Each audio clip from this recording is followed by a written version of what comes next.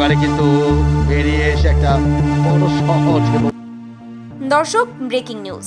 মিরপুরের শেরেবাংলা জাতীয় ক্রিকেট স্টেডিয়ামে নিউজিল্যান্ড এ দলের বিপক্ষে প্রথম ইনিংসে বড় পুঁজি দাঁড় করিয়ে জয়ের পথে আগাচ্ছে বাংলাদেশ এ দল। দর্শক, খবরের বিস্তারিত জানুন পুরো প্রতিবেদনে।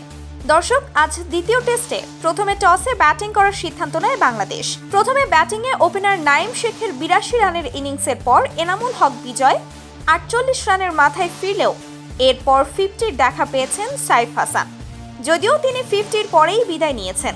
এরপর ক্রিজে জুটি বাঁধেন অমিত হাসান এবং মাহিদুল ইসলাম অঙ্কন। কিছুক্ষণ তাদের প্রতিরোধের পরেই নামে ঝুম বৃষ্টি। শেষ খবর পর্যন্ত 57.3 ওভারের খেলা শেষে 4 উইকেট ছাড়িয়ে 225 রান তুলেছে বাংলাদেশ এ দল। ক্রিজে টিকে থাকা অমিত 32 বলে 16 রান করেছেন। 6 বলে 1 রান করে অপরাজিত আছেন অঙ্কন। বর্তমানে বাংলাদেশ এ দল 4 উইকেট ছাড়িয়ে তোলেন 225 রান। তো দর্শক, বাংলাদেশ কি পারবে এই টেস্ট ম্যাচটি জিততে? তা জানিয়ে দিন আমাদের ভিডিওর কমেন্ট বক্সে। ধন্যবাদ।